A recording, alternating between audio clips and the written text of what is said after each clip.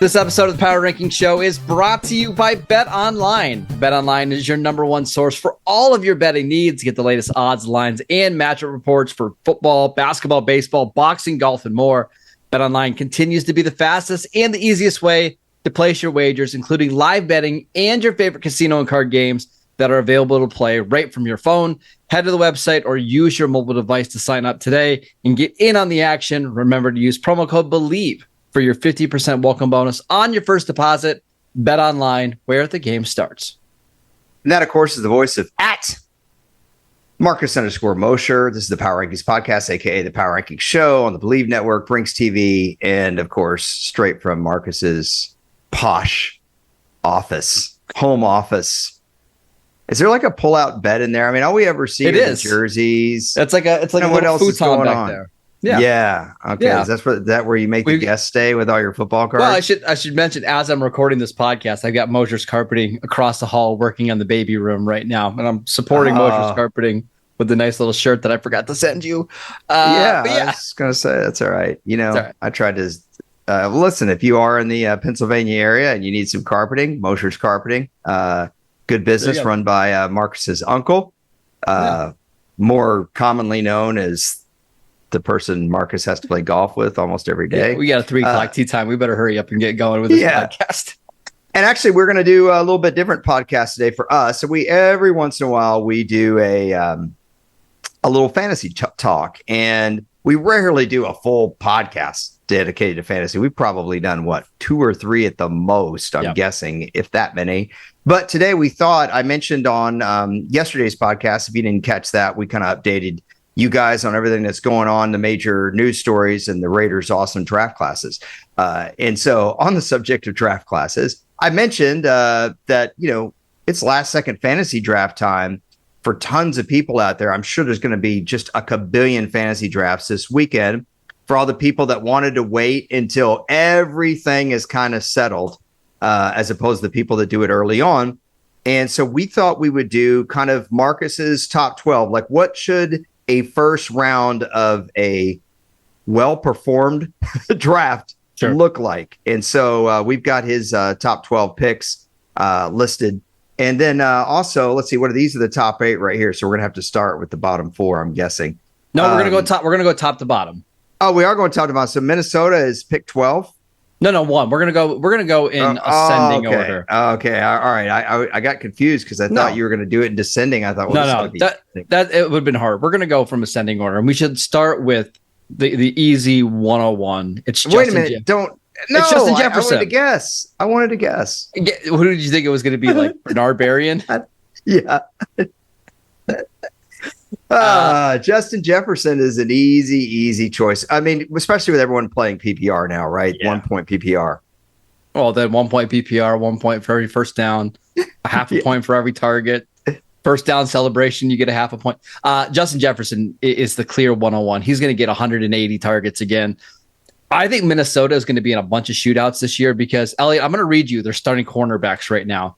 Mm-hmm. It's a Caleb Evans, Cameron Bynum, Mekhi Blackman, and Najee Thompson. You think Terrence Newman's in shape? I mean, you think he can give you 18 slot snaps right now? Yeah, maybe only red zone. But still, don't give him as far as to run.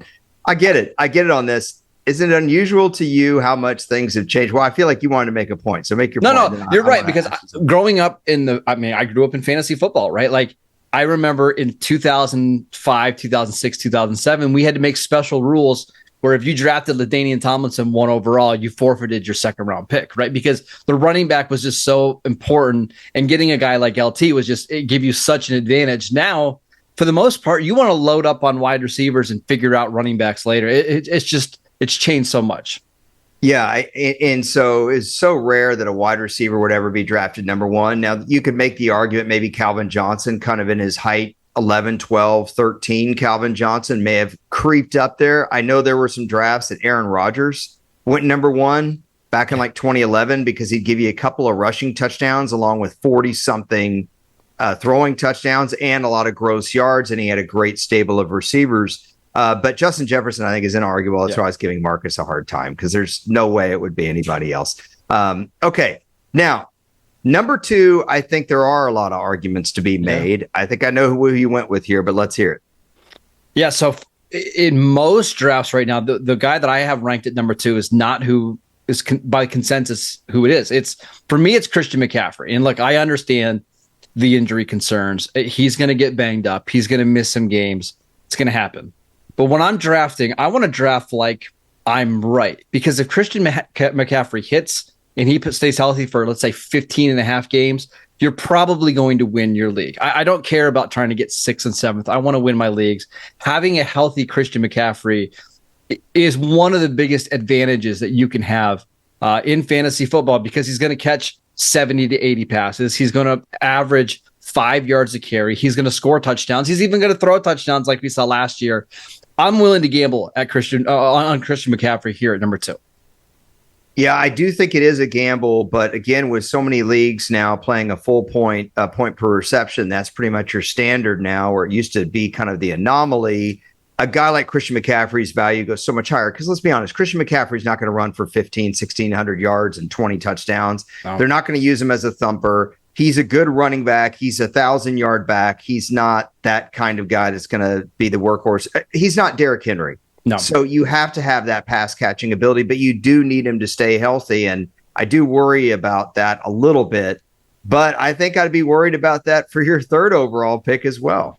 Yeah, Jamar Chase for the Bengals. You worry about his health, right? He dealt with a hip injury last year that caused him to miss 4 or 5 games. And then you always worry about the health of his quarterback in Joe Burrow. The good news is Burrow is back at practice today, so it seems like he's on track for week 1. And the reason why I like Chase so much here at number 3 is you're gambling on like a 23-year-old who hasn't hit his ceiling yet, who's one of the most dynamic receivers in football. He's not going to get the catches that Justin Jefferson's going to get, but he has a chance to score 14, 15 touchdowns this year.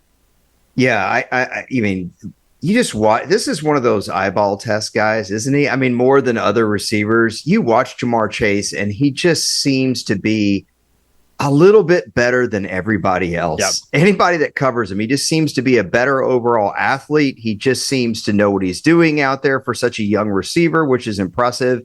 And then he's already got the communication and connection down with Joe Burrow. And you really wonder how many years are these guys going to spend together? Because if they both stay healthy and they spend a lot of years together, they could break kind of all the tandem records that are out there. You know, the great tandems being both Joe Montana and Jerry Rice, Steve Young and Jerry Rice, Rob Gronkowski and Tom Brady have amazing numbers together. But this could end up being the best. We'll have to see. Okay, number 4, we've got a Kansas City Chief.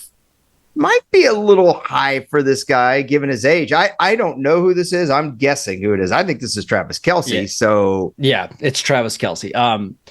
If you get the opportunity to pick your draft spot this year, I think you want a top 4 pick because I think it falls off a lot after the top 4.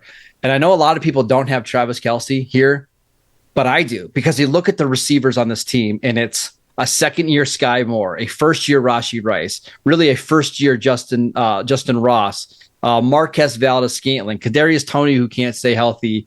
And all that tells me is that Travis Kelce is going to get like double-digit targets every week, lock it in. I know he's older, but he's going to be so far and away the best tight end in your fantasy league this year from week to week that I am okay drafting him here at number 4. Yeah, I think 100 catches or so, 1,400 yards and 10 to 12 touchdowns is extremely, extremely doable. And that's when you're talking about a guy that can make the Pro Bowl with 800 and something yards at tight end position, you see the discrepancy there. And I remember back in 2011, 2012, when there was a big debate on where do you draft 2011 going into 2012, there was a big debate on where do you draft Rob Gronkowski, and no one could wrap their brains around drafting a tight end in the first round. And I used to talk about it, Matt Money Smith on Fantasy Live, that you're getting so much more production from Gronk than the guy you're playing against who's running Anthony Fasano out there, that you should spend a first round pick. And we were just talking about maybe at the turn, like at 12 or maybe at 10. You're talking about 4, but I don't have any problem with it. The age is really the only consideration there. Okay, so number 5, I'm pretty sure this is a former Chief. Yeah, it is a former Chief. It's Tyreek Hill. 1,700 yards in his first year with Miami. Now, the age is creeping up a little bit. I believe he's going to be 30 during this year, but we saw no signs of him dropping off. In fact, I thought last year was his best year ever in the NFL. You've got to imagine that the quarterback situation is going to be a little bit more stable than it was last year after Tua missed, 5 games, and then it was Teddy Bridgewater for a couple games, and then it was Skylar Thompson. They upgraded the offensive line. I just think that Tyreek Hill is, I think he's going to average about 100 yards per game. He's a good bet to score double-digit touchdowns and probably going to catch 100 passes or so this year. And if you're drafting in the middle of round 1, he feels relatively safe. Well, the interesting thing here is I never wanted to have the top overall pick, but so far through the first 5, the top overall pick, Justin Jefferson, at least you're deeming him the top overall pick, comes with so much less risk than all these other guys. Yeah. McCaffrey and Chase's injury history, Kelsey's age, and with Tyreek Hill, I think Tua, the question mark is still there with him. And, I think Tyreek Hill can be productive with anybody, but I do think there would be a major drop off, as you said. And when you're spending the 5th overall pick, you really need to be getting a great player. I think this is the pick I would not want in my fantasy draft. I do not want to be picking 5th overall. I either want to be right near the top or give me one like the swing pick at 12, I think so far. But let's go. 100%. Yeah, let's go to the 6th overall pick here. It's Austin Eckler, who has finished as the RB1 in PPR leagues in back-to-back years. I think Kellen Moore is going to help Justin Herbert push the ball down the field a little bit more, which might mean fewer targets for Eckler in the passing game. But you just look at that backfield, there's really nobody else there that's going to challenge him for snaps. So you're still talking about one of the best receiving backs in the league, somebody who gets all of the goal line work on an offense that you and I both think is going to be really, really good this year. And, by the way, on a team that we think is going to be in a bunch of shootouts. So if you want to grab an early running back here, I think Austin Eckler is the clear-cut RB2 for me. Yeah, I think one of the things about Austin Eckler, this kind of gets into that, fantasy analysis. And fantasy analysis has always been, it's trend. Really, honestly, it's following trends and it's following numbers. If we look at it from more of a football standpoint, like, okay, but why does Austin Eckler get all the goal line work? Why does he score a fair number of touchdowns? And the thing is I think he's been a little bit I don't want to say he's underrated, but maybe misdiagnosed as a great player. It's always about his pass catching ability. He is a very efficient runner, not a lot of wasted movement, and he's a lot tougher than people give him credit for. He can run inside, and if you watch him run inside the 5 or whatever, he makes one little subtle cut, a little subtle move here. He's always leaning forward, and he's tough. In other words, if you hit him, he doesn't really go backwards. You know what I mean? And that's why he gets that work. Well, that's really important because, look, fantasy is still heavily based on touchdowns. You get a 10 or 12 touchdown guy, it's a lot different than getting a guy that scores 3, 4, or 5. Remember, that was sometimes the complaint with Julio Jones. Sure. He'd give you all these gross numbers, but you just weren't getting the big touchdown numbers. Yeah, and I think that's why Eckler is still going to be really valuable this year because he's going to give you the touchdowns. I believe he has something like 38 touchdowns over the last 2 years. I don't expect that to be the trend this year of him scoring 19 or so touchdowns, but 14, 15, absolutely. Yeah, and if you're scratching your head that I compared him to Julio Jones, I'm just saying that like someone like Des Bryant, who was a real red zone threat all the time, scored a lot of touchdowns, was a little bit different player than Julio Jones. The Cowboys just seemed to go to Des Bryant in the end zone. Yep. The year Calvin Johnson had 1,900 yards receiving, I think he actually only had 5 touchdowns receiving. So, it doesn't always translate gross yardage to touchdowns. Some guys don't score as much because of the way the offense uses them. And all I'm trying to say is that Austin Eckler, you can hang your hat on the fact that this team is going to use him because of the way he runs the ball. Okay, Let's go to pick 7. Got a Ram. Gee, I wonder. Yeah. Yeah, that might be the only Ram that you draft in your fantasy league this year. Skoranek? Ben Skoranek? No. Yeah. It's Cooper Kupp. Now, everybody remembers the 2021 season where he was the offensive player of the year. Absolutely fantastic season, right? But last year, before he got hurt, I think people forget, in the 8 games that he started and finished, he was averaging 108 yards per game. He had 72 catches in those 8 games and scored 7 touchdowns. Like, he was on pace to have the same type of year, score double-digit touchdowns, and catch 150 plus passes. And now there's just less competition for targets, right? Allen Robinson's gone. All they have left in the passing game is your guy, Ben Skoranek, Van Jefferson, and Tutu Atwell. Like, there's just a chance that we see Cooper Kupp get 200 targets this year from the Rams. Yeah. So I would say if I'm sitting at number 5, which we've kind of identified as that's a spot in your fantasy draft that you don't want to be this year, this is who I'm taking. Okay.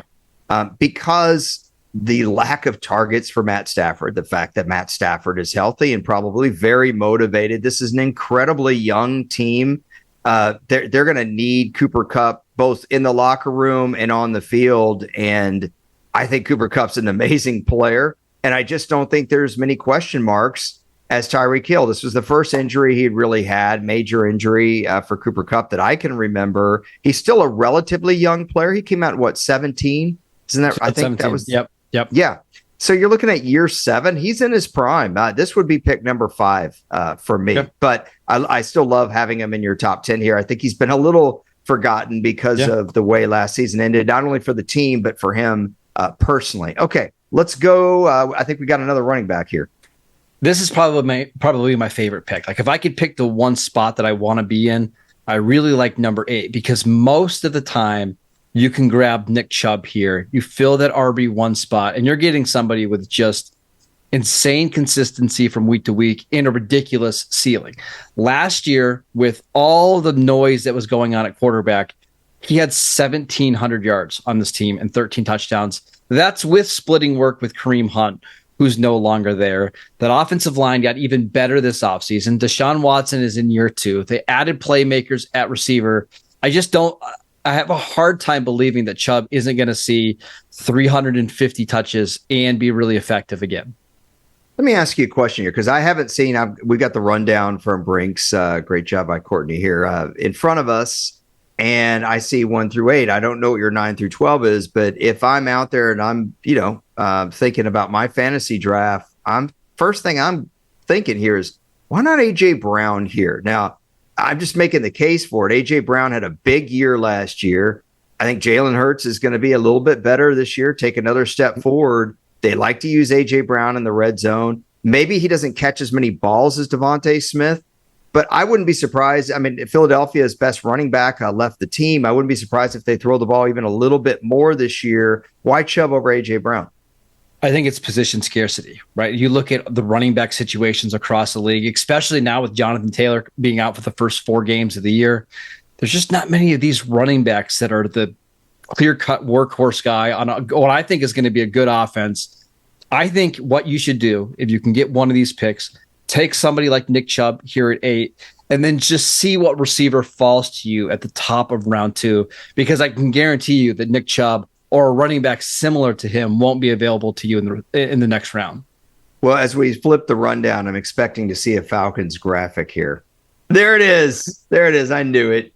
You're such a jerk. Wow, no A.J. Brown, no Eagles graphic. So I guess you don't agree with me at all on A.J. Brown. That's interesting. To your credit, in most of the ADP, the average draft position, that's right where A.J. Brown is going. But it's pretty close between this next group of 4 names and A.J. Brown. So it just depends a little bit on your league setting. So A.J. Brown's going around 9? Yep, somewhere between 9 and 13. Yep. 9 and 13, okay. But I can make a case for all these guys, too. So this, I believe, would be the only rookie on our list. Yes. Okay.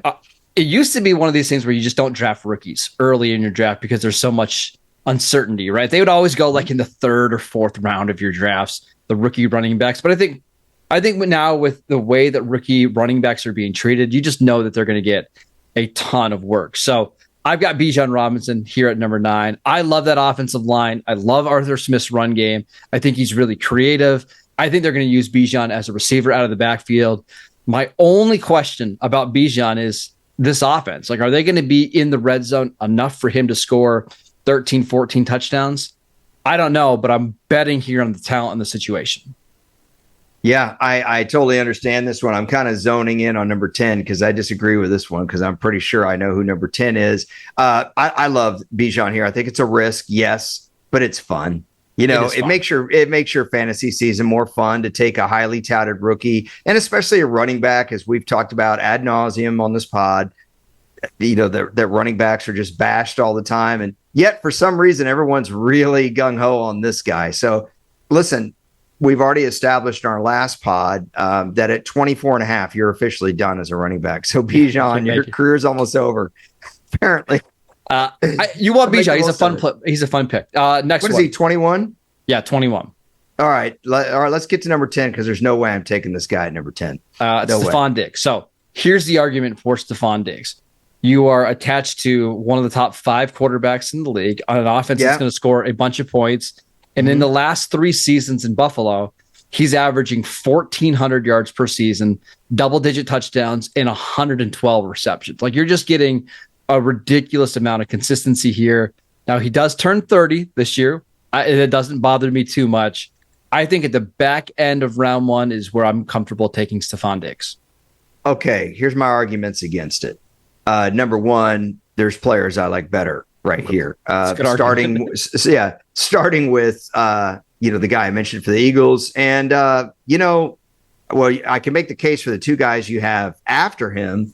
But a couple things here with him, with Stephon Diggs. We don't really know what's going on with Josh Allen.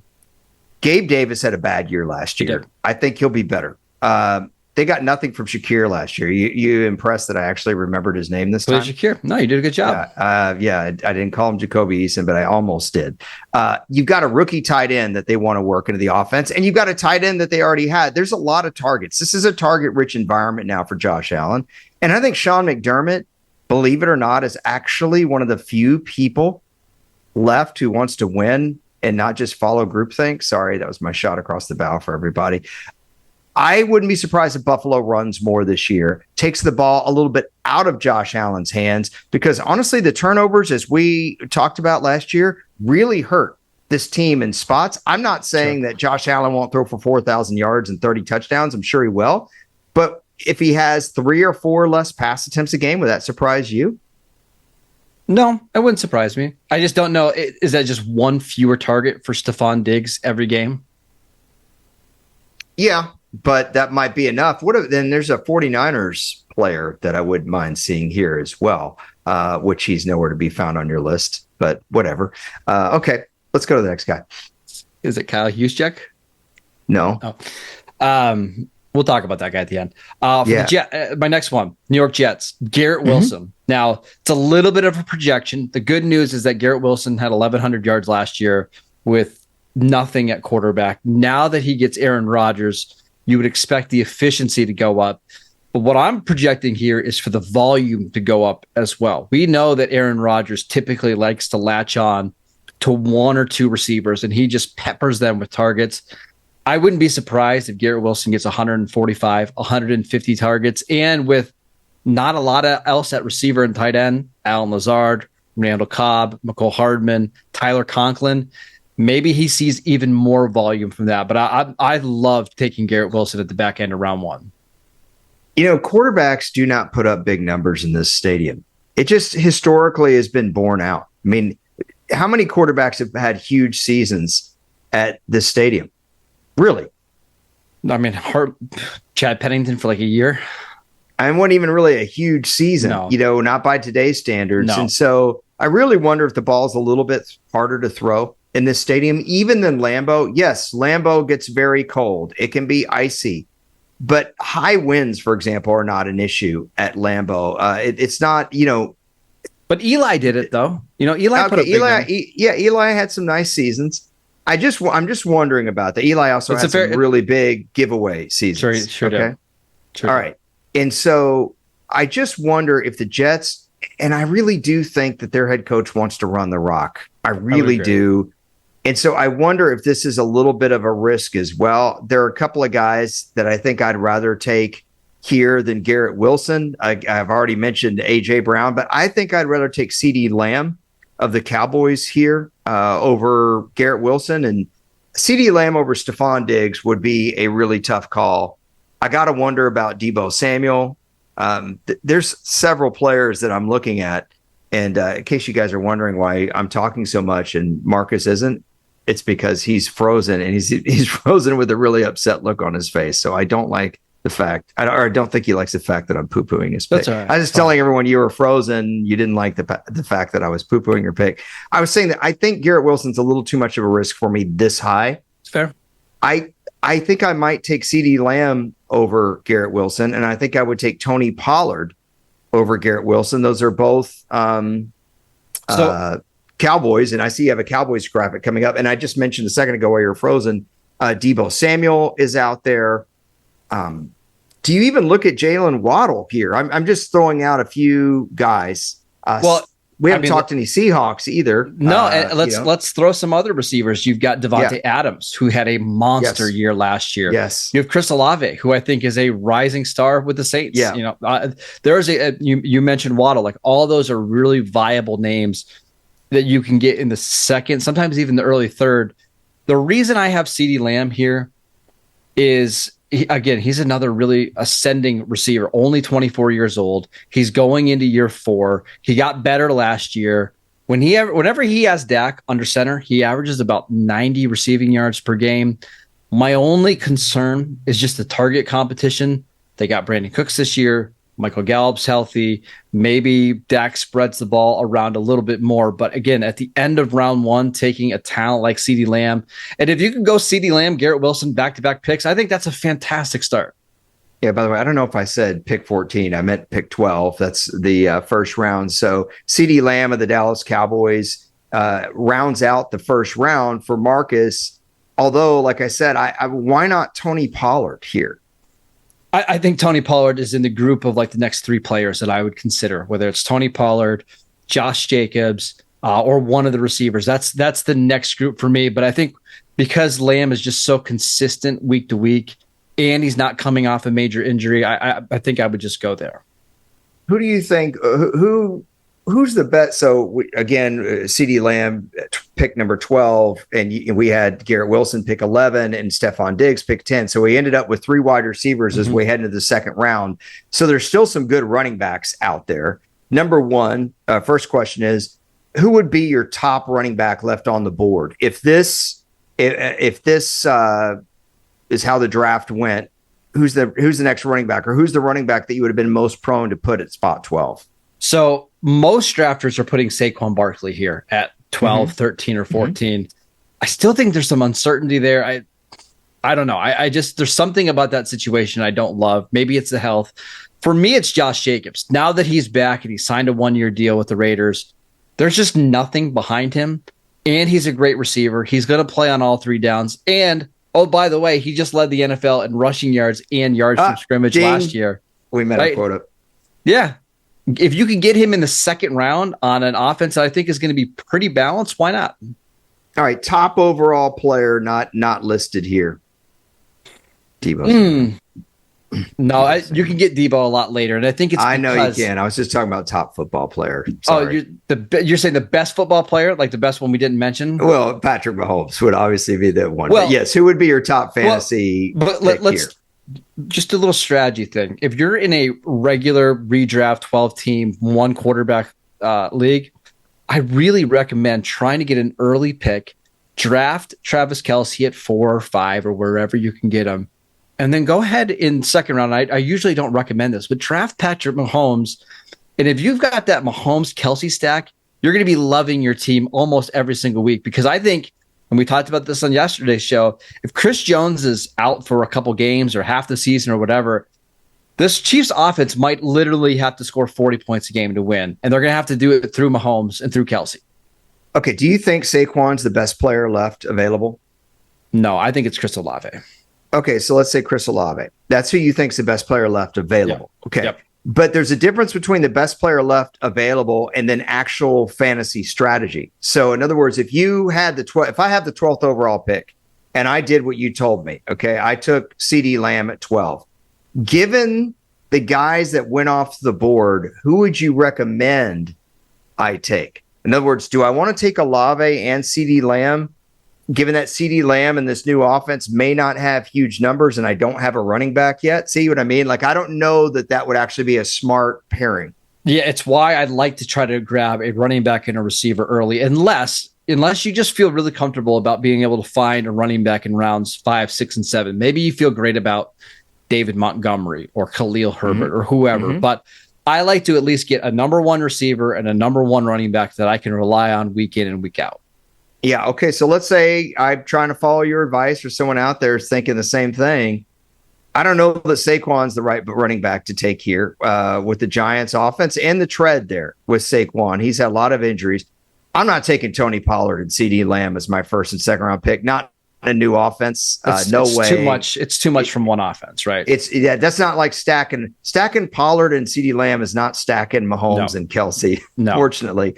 Okay, so if I'm not taking Saquon and I'm not going to take Tony Pollard, is there another running back I can take here, or do you think I should just do like a CeeDee Lamb, AJ Brown combo platter? What about Josh Jacobs? Okay, I could do it. But I think for me, I would probably go ahead and take the risk of not getting the running back here and go ahead and grabbing AJ Brown here and having a guy that I think is going to have a big year. And then, honestly, I think Devontae Smith's a really safe play. I know you can get him lower than this, but he caught 96 balls last year. It's kind of second fiddle. What if he's not second fiddle? He could catch 110. And now when you get a receiver that catches 110 balls and you're playing full point PPR, they should be a first round pick. Yeah. And that's why we like this end of the first round, because you're just going to get two really good football players, whether you go wide receiver, or running back, wide receiver. I think for the most part, you're really going to like your team.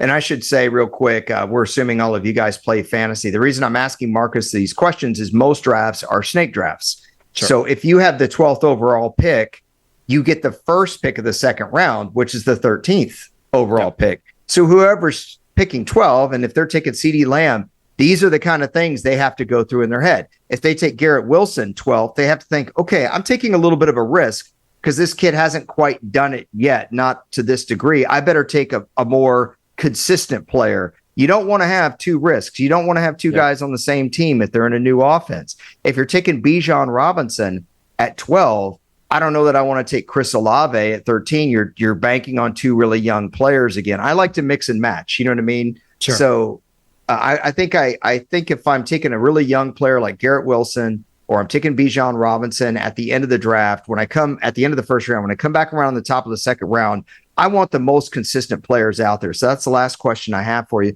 Who do you think are the most consistent guys left on the board if you're somebody that took a little bit of a risk here in the first round with Bijan? I'm going to say the same thing that I've said for like the last three answers. I think it's Josh Jacobs, right? Because he's consistent, because if they're winning games, he's going to be the guy finishing out the games, getting all the touches. If they're down in games, he's going to be on the field catching passes from Jimmy Garoppolo when they're in hurry-up mode, and he gets the goal line carries.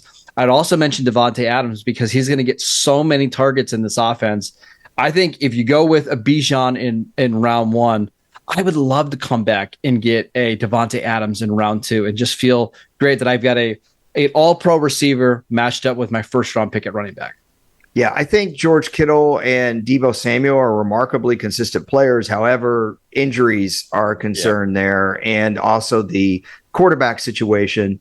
That being said, there are a lot of good players we didn't mention. Derrick Henry's been remarkably consistent when he's been healthy, but he's an older player now, so that makes it a little bit tricky. Bad offensive line. Yeah. Last question from me. Who's the first quarterback off the board, and where does he go? For the most part, I would say it's going to be Patrick Mahomes. And I think in your home leagues, he's going to go middle second round, late second round.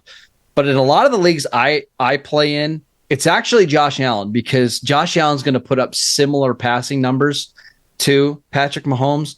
The difference is he's going to add in 700 to 800 rushing yards and maybe double-digit rushing touchdowns. So I think if you can wait to grab Josh Allen, maybe a half a round later, I think that's a better value than taking Patrick Mahomes, let's say at pick 17. Yeah, I think if you're in a really competitive fantasy league where people are really trying to win, I think Allen and Mahomes are probably going to go in the late third round or mid third round because people are hesitant to take quarterbacks high, and that's too high for me. I'm not taking a quarterback with my first 3 picks. I either want 2 receivers and a back, or 2 backs and a receiver, or I want a running back, a receiver, and Travis Kelce. That would be my overall strategy. My last thing for me before we go. So if you're passing on quarterbacks early, which I've been doing all summer long when I'm drafting, you've got to have a quarterback that you like that's kind of outside the top 8 or 9 names. Is there one quarterback that you're drafting this year that you think, I just think he could have a monster fantasy season? Oh, I'll give you mine. We're considering Trevor Lawrence as part of that top 8, I assume. Okay. Yes. I'll give you mine if you want to think. Yeah. Why couldn't Geno Smith have like 35 touchdowns this year?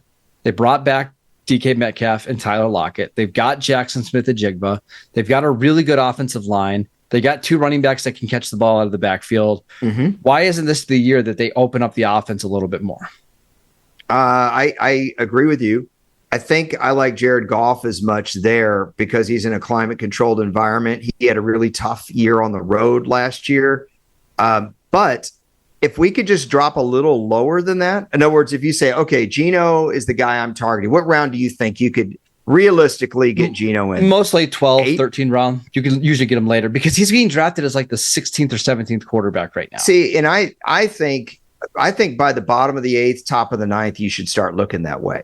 Okay. If you've drafted it, because if you wait until the 12th, I'm not saying that Geno Smith deserves to go in the 8th or 9th round, but I think if you wait until the 12th, he's not going to be there. Well, that's the problem. Let's run through the quarterbacks really quickly. You have Mahomes, you've got Josh Allen, you've got Jalen Hurts, and then you get into Burrow, Trevor Lawrence, Justin Herbert, and then Lamar Jackson. I forgot him as well. So you're already talking about 7 or 8 quarterbacks there. And then it's Dak Prescott, Deshaun Watson, Anthony Richardson because of the mobility. I forgot Justin Fields, who's usually being drafted inside the top 5 or 6 quarterbacks. Mm-hmm. And then it gets to be like, are you betting on Aaron Rodgers in a new situation? Are you betting on Kirk Cousins, who's going to put up 35 touchdowns every year? Do you bet on Daniel Jones, who gives you rushing upside? Geno is typically, and Jared Goff are typically going after that top 13 or 14 quarterbacks. See, and I don't agree with that because I don't know that Dak Prescott's going to have as good as offensive season. Like I said, the Cowboys are in a new offense. Dak Prescott's had a little bit trouble staying healthy. What if they use Tony Pollard a lot? I mean, I think there's a lot of questions. We're not talking about how good these guys are. We're talking about what kind of gross numbers they're going to put up. Like, I would be very leery of Aaron Rodgers, and I think Aaron Rodgers is going to have a good year. But I don't think the Jets are going to air it out as much as other people do. I don't think Aaron Rodgers has thrown for 300 yards in a game in 22 straight starts. Right. So I'm not criticizing these quarterbacks. I think Dak and Aaron Rodgers are both top 10 quarterbacks in the league easily. But that doesn't mean they're top 10 fantasy quarterbacks. I'd much rather have Justin Fields than either one of those guys as my fantasy quarterback. I think of Lamar Jackson, you have to worry about the injuries. I see your point. I think for me, Geno Smith would be around. I see your point. Because if he's around the 11th or 12th fantasy quarterback, I guess you could wait that long. Because you're going to be the last one drafting them, right? If you haven't drafted a quarterback, there's really no rush. Most people aren't going to draft their backup quarterback in rounds 10 or 11, Most likely, unless you're the kind of person that gets either Lamar Jackson or Aaron Rodgers, there's a chance that those 2 teams in the league, those guys are going to draft their backups in round 10. Or Tua. Yeah, or Tua. And so, but I think you're right on that. So I'm 2 ahead of the game there. One guy I was going to say that I think would even go lower than any of these guys if you're in a little bit deeper league. I know a lot of people play in a 14-team league. I think Matt Stafford could still come back and have a good year. This is a team that is not going to be in a lot of close games unless Sean McVay coaches his butt off. But even if he does, they're going to have to throw the ball to win. Do you disagree with that? Oh, they're going to have to, right? Right. And if you're talking about a stack, the Cooper Kupp, Matt Stafford stack, it may not be, It's Patrick Mahomes, Travis Kelce light. I think you could probably get Matt Stafford in round 14. Would you, right around where people are starting to look at kicker? I would actually take the best fantasy defense I could find at like round 12, and I'll take Matt Stafford in round 14. I know, I'm that guy. I draft defense a little early, and then get my kicker in 15. So one more name for me before we go. So I love taking Geno in rounds 13, 14. I like taking Tua because if Tua gets hurt, you can just grab somebody else. And maybe you grab a guy like this. In most of the drafts that I do, Sam Howell is somebody that you can pick up in free agency. But when you look at his receivers, there's Terry McLaurin, who I love, Jahan Dotson, a first-round receiver, Curtis Samuel, Eric Bieniemy now calling plays. That rushing upside just matters so much. So if I can put Sam Howell on my bench, stash him. Remember, Washington plays a really hard schedule this year. They play, obviously, their own division, which has a bunch of great offenses. They play the AFC East and they play the NFC West. I think they're going to be in a lot of shootouts. So I think Sam Howell's going to have to throw the ball. I love him as a high upside QB2. What about McLaurin? Sounds like he might miss week 1, but should be good to go early in September. Yeah, because that would be huge. Yeah, if he's gone an extended amount of time, he's a really good play, Terry McLaurin, for the Washington Commanders. I just think with Geno Smith, I don't think he's going to be there if you were waiting to pick him. Because if you start going through all these quarterbacks, you realize it could be very easy with the high expectations for Jared Goff to fall back to the pack. I think he's going to have a good year, and I like that where he plays at home, but he could. I told you, Dak Prescott, I think there's going to be question marks in a new offense. Again, I think he's a good player, but we're talking about gross numbers here. We're talking about fantasy. Right. We're talking about fantasy. We're not talking about whether or not Dak is the 8th best quarterback or not. Ditto Aaron Rodgers. Aaron Rodgers, for all we know, Aaron Rodgers could be a top 3 quarterback this year in the league. We've kind of, and look at Aaron Rodgers. Even in the 2 years that he won the MVP, he didn't finish as a top 5 fantasy quarterback. So if Rodgers can't be a top 5 fantasy quarterback 2-3 years ago, what makes you think he's going to be able to do it now? Right. With Richardson, you're banking that he's going to play. And that also that, look, yeah, he can run. That's great. But what if he struggles mightily and they have to take him out of the lineup? Ditto Justin Fields. If they really struggles in the passing game, it doesn't matter that he can run, that you've got to still be able to make plays down the field. These are young players that could still have some regression. And then, of course, you always have injuries. You've mentioned it many times. Seattle's weapons, boy, they're as good as almost every quarterback you've mentioned here. So I just don't think he's going to be available that late. But that is enough. 5 minutes of Geno Smith talk. I know. Is absolutely Look at Geno, enough. Though. He's fun to root for in your fantasy leagues. I will also say that. Yeah.